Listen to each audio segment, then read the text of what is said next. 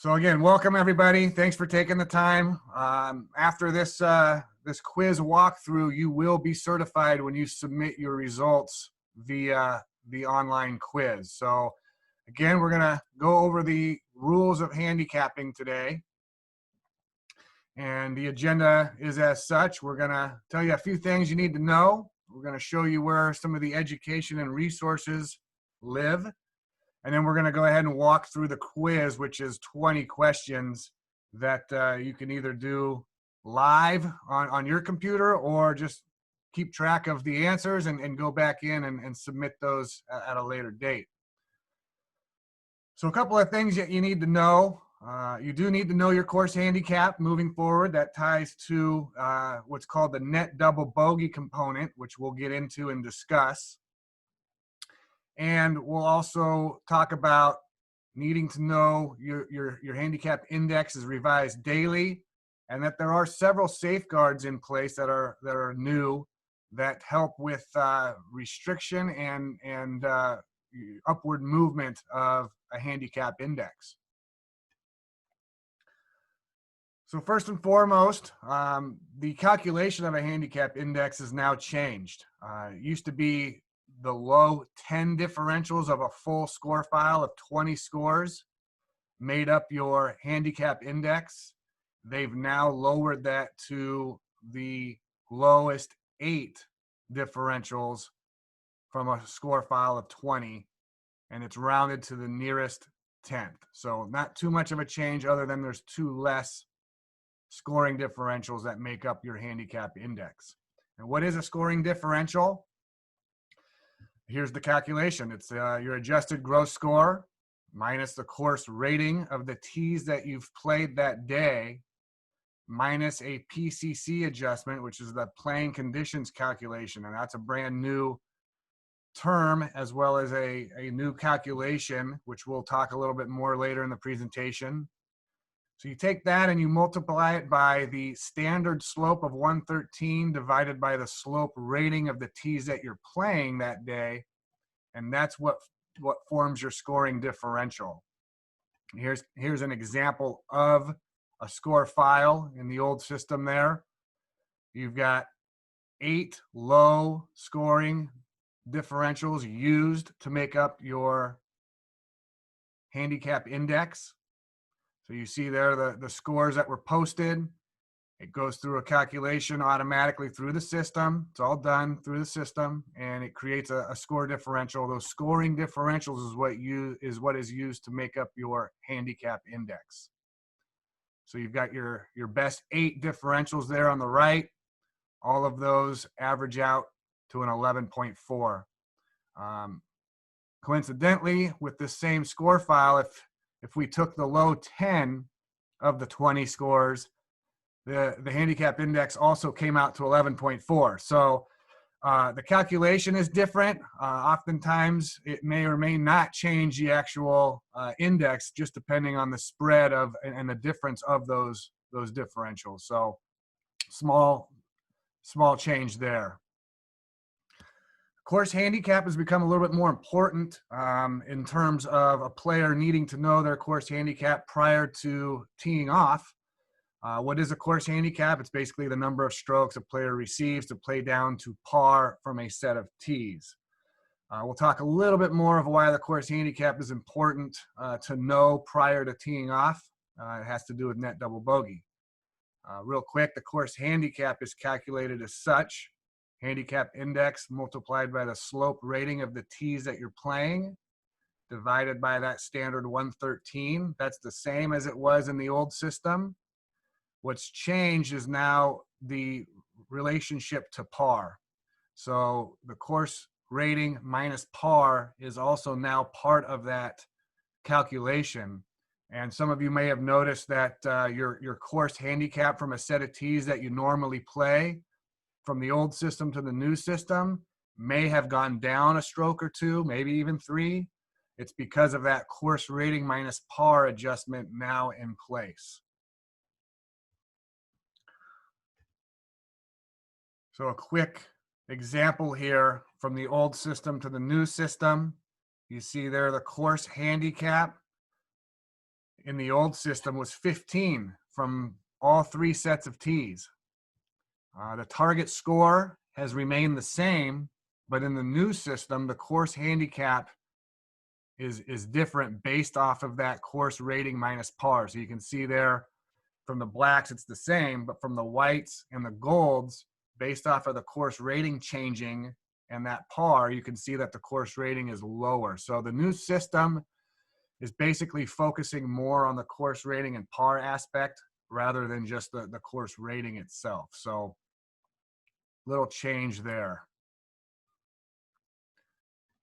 Another item you might have noticed, the maximum index is now 54.0. In the old system, it was 36.4 for men and 40.4 for women. It's now 54.0 for both men and women.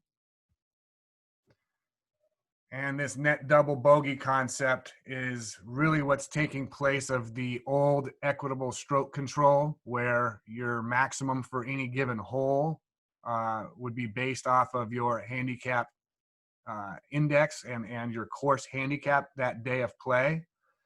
And it could change based off of your course handicap. If you were to, if you were a 10 to 20 course handicap, triple bogey or thereabouts was the most that you can take. Now this net double bogey concept is in place and it's consistent across the board. And we'll show you a few examples of what net double bogey mean, but this is why knowing your course handicap prior to teeing off is important now. So what is net double bogey? It's par plus 2, which is the double bogey component, plus or minus any handicap strokes received on that hole. So quick example here, a player with a course handicap of 11 is going to receive a stroke on the first 11 allocated stroke holes. All right. So on a par 4 with a stroke index of 6, that means this player is going to receive a stroke on that stroke index 6 hole. What is the net double bogey score calculation? Well, it's the par of 4 plus the double bogey 2 plus 1 stroke for that stroke index 6 hole that they receive. So the max that they can take on this hole is a 7. So if they were to shoot anything over that, they would need to adjust their score to 7 prior to posting that for their handicap index. Another quick display here. Got a player with a course handicap of 18, filled out their card, hole by hole scores are there.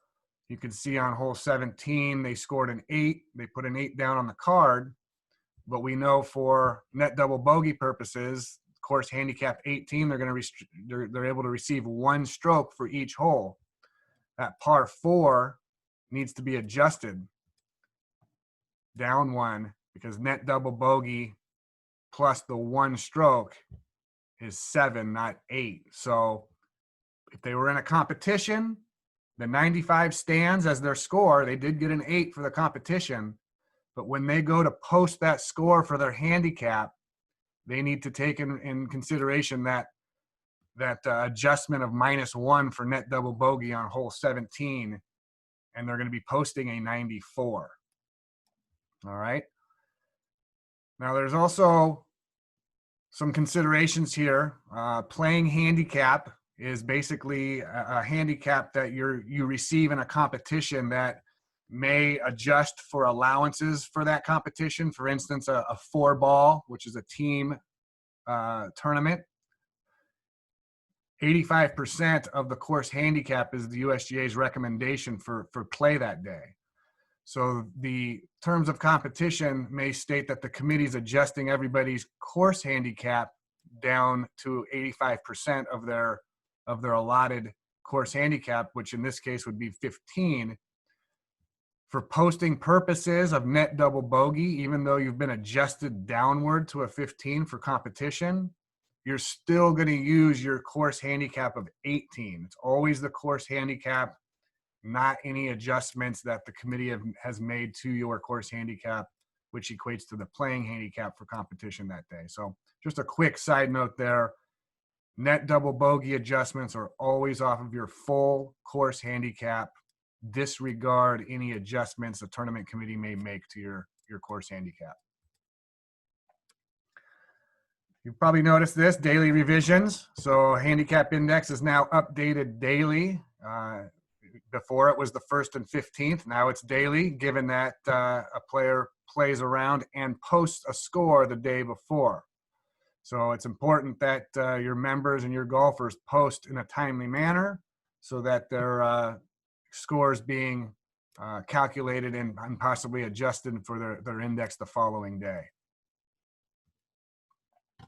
All right, we mentioned this playing conditions calculation. So I'm going to just kind of briefly give you an overview of it. It shouldn't happen too much, but basically it takes into account all scores that are posted at a particular course from all sets of tees, from both genders. And what it does is it takes all of those scores and calculates the differentials. And if those differentials are much higher or much lower than the average for that course, the system automatically adjusts based off of the difficulty possibly. For instance, if the wind was blowing 40 miles an hour one day at a golf course, it'll adjust those scores potentially if they were higher, given that the playing conditions were more difficult. So it's simple, it's conservative. It shouldn't account too much in Southern California. We have fairly good weather as it relates to our area. But this is an automatic calculation. It's done through the system, and it's all based off of scores posted that day at that particular course. You have a couple other safeguards in place. Exceptional score reduction. This takes place of that 10-3 component where you had the possibility of being reduced based off of exceptional tournament scores. This exceptional score reduction is now in place, and it considers all scores, not just tournament scores. So how does it work? Basically, your scoring differential is calculated for play that day. If that scoring differential is 7 or more strokes higher or better than your handicap index, it's going to go into some of these adjustments here. So you can see if you shoot a score that's 7 to 9.9 below your handicap index, that score is going to be adjusted downward 1. For those with 10 or more, down 2. And it actually applies to not just that score, but all of the scores prior to that in your score file, which pretty much equates to your index being lowered by 1. For instance, of 10 or more, it would be lowered by 2. So exceptional score reductions, they're done automatically. The system is triggered if they see scoring differentials that are much lower than your handicap index. We also have what's called soft caps and hard caps. These basically limit the upward movement of a handicap index. We don't mind so much if a player's index is going down. We congratulate them and say, hey, nice play. But we are concerned about those individuals that have an index that moves upward in a significant fashion. So they've got these components in here, the soft cap and the hard cap, to help limit those movements. The soft cap basically suppresses the upward movement. They allow for 3 strokes above the index. Anything above that, it goes into a 50% suppression mode. So we'll have an example of that in the quiz, but and I can explain it a little bit more there. But again, 3 strokes is okay. That's normal to have an index increase 3 strokes. But after that, it goes into a 50% suppression mode. And anything above the 5 strokes, the hard cap basically restricts that movement. So the handicap index will not be higher than 5 strokes over your low handicap index. And I guess I need to stress it's based off of that low handicap index is the benchmark that this CAP procedure is looking at in terms of your current handicap index. All right, so it only takes effect if you have a full score file. This CAP procedure will not take effect if you don't have a full score file, because to have a low handicap index, which is the baseline for this procedure, you need to have at least 20 acceptable scores, which is a full score file, to establish a low index. Real quick, couple education and resource components here. We do offer the Rules of Handicap book. It's also online through the USGA, but you can find it on our web page as well, and I'll show you that here shortly. We have a couple of guides, the committee guide and reference guide. The committee guide's more for the club officials who are helping manage the club and monitoring handicap indexes. The reference guide is a good guide for all members and all golfers to learn a little bit more about this new system. There's also a lot of videos and infographics as well that we've posted, and those all live here, which we've created this World Handicap System Hub on our website. So real quick, we're going to go through this quiz, and I've put in the chat feature, there's a link to the quiz if you wanted to open that up and take this quiz as we go through it. Otherwise, you can just write down some of these questions and answers and go take the quiz at your leisure, whichever you prefer. And I'll show you where that quiz lives as well after we walk through the 20 questions here. So question 1, the course rating system serves as a foundation for the World Handicap System. The course rating system does all the following except. We've got A through D here. And the answer is C. It only accounts for the playing difficulty of a golf course for scratch golfers under normal course and weather conditions. All right. Question 2, a score is not acceptable for handicap purposes when played in a foursome alternate shot competition. And the reason why that's not acceptable score is because you're not playing your ball completely through the round. It's an alternate shot, therefore an unacceptable round because somebody else is playing that ball through that round. 3, which of the following elements are not used to calculate a score differential?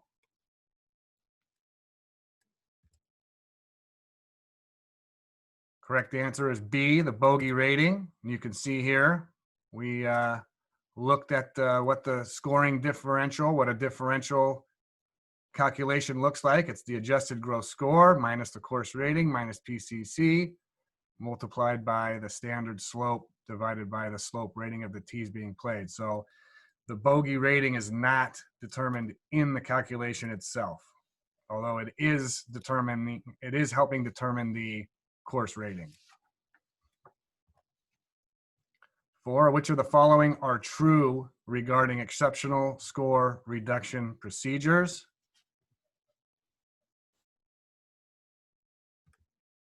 Correct answer, F. A reduction can be applied based on a single exception score. The procedure considers all scores, right? Not just those from tournaments. The new system changed from just being tournaments to all scores now.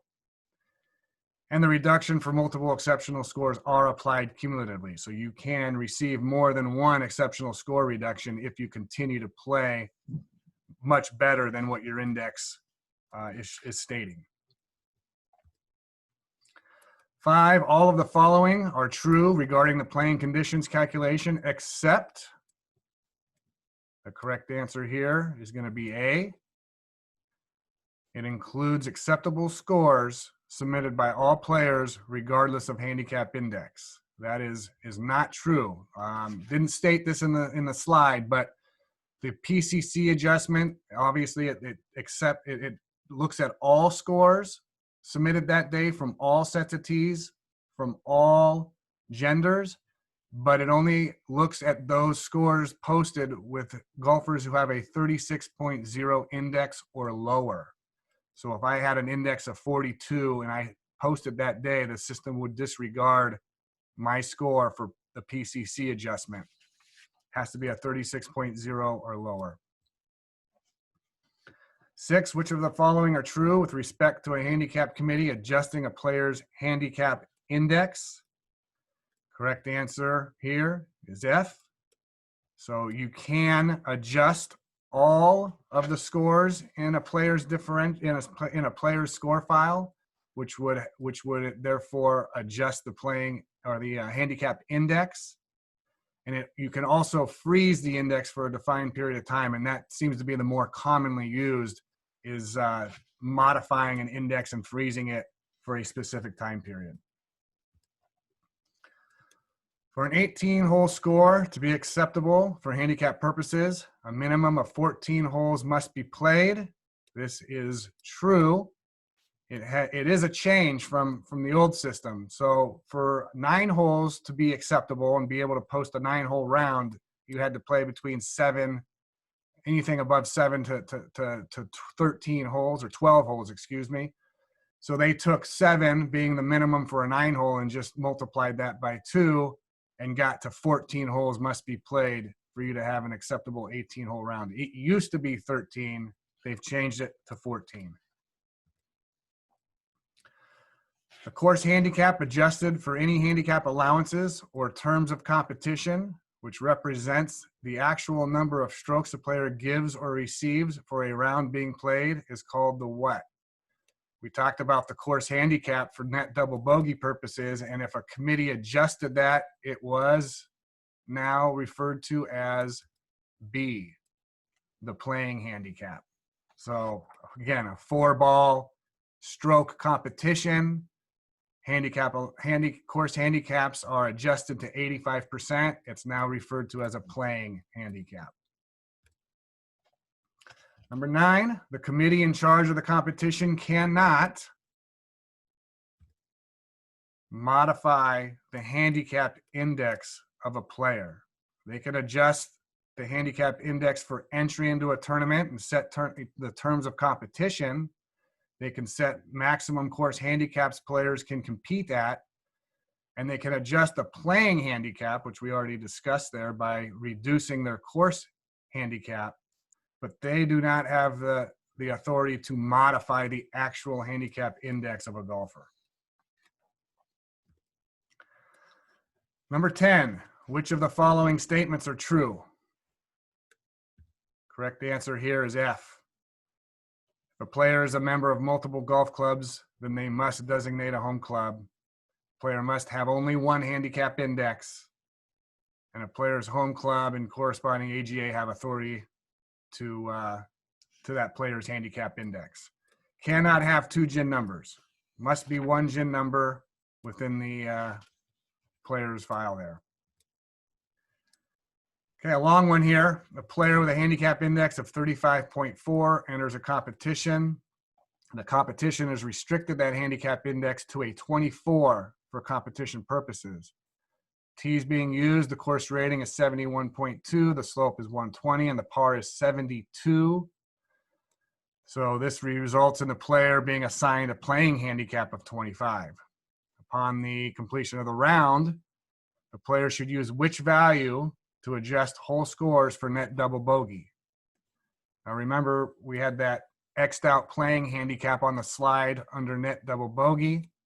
We always use the course handicap. So we ignore the terms of competition and we use the full 35.4 index to get their course handicap. And their course handicap, if you use the calculations of the slope rating and par, is rounded to 37. So they're going to be using the net double bogey for 37, not the 24 playing handicap. Okay, number 12, what term represents the demonstrated ability of a player over the 365-day period preceding their most recently recorded score and provides a reference point against which the current handicap index can be compared?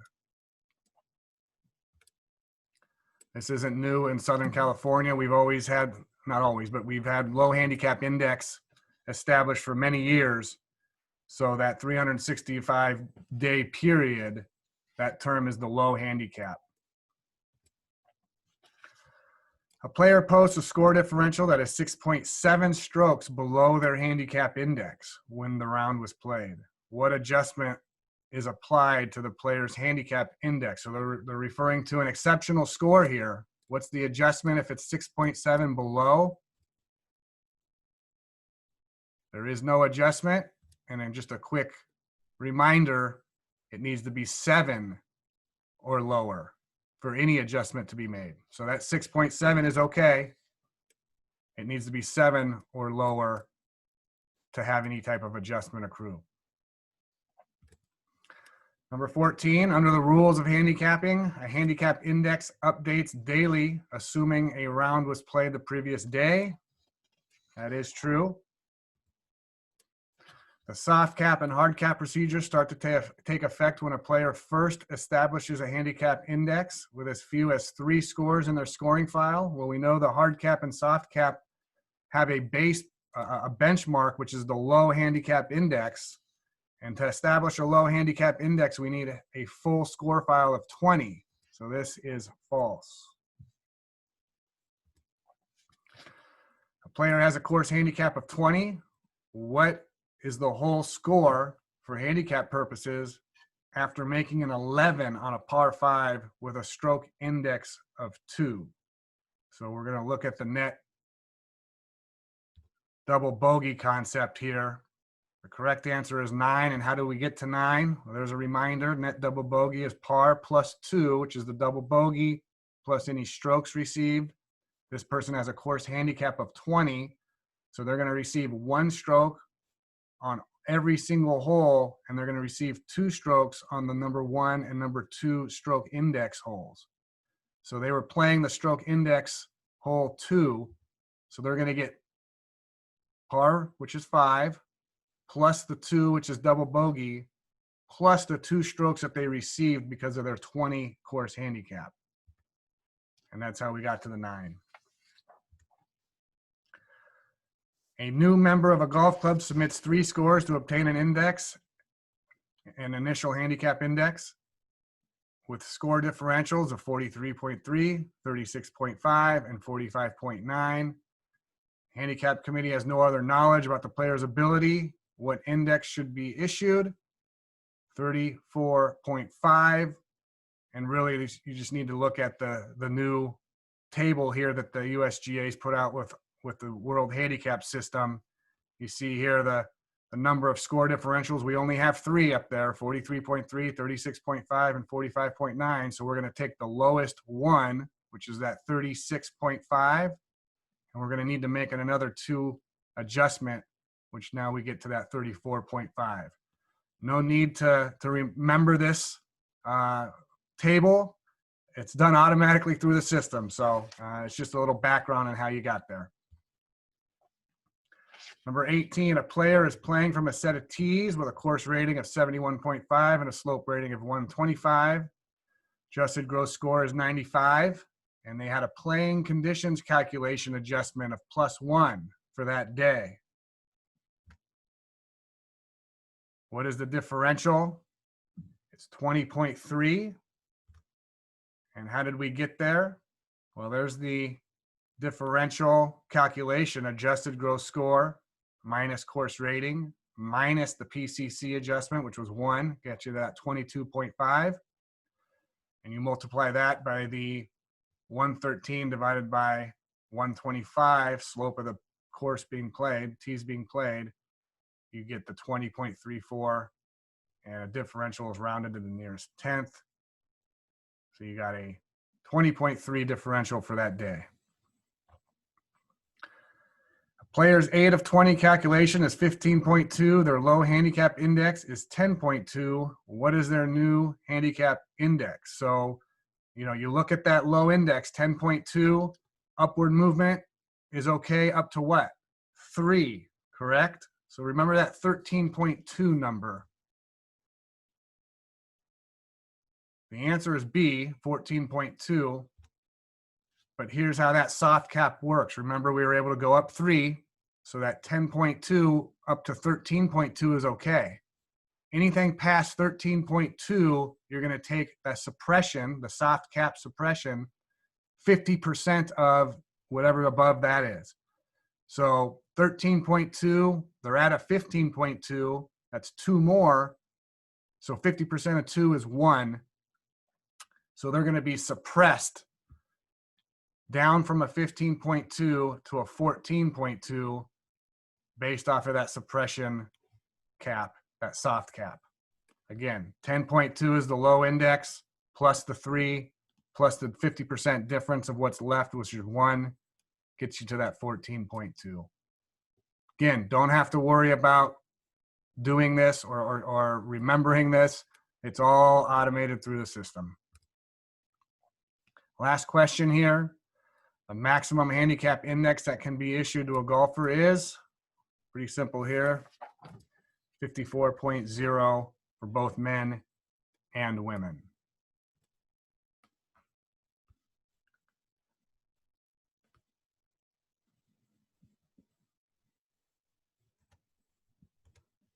All right, so I'm going to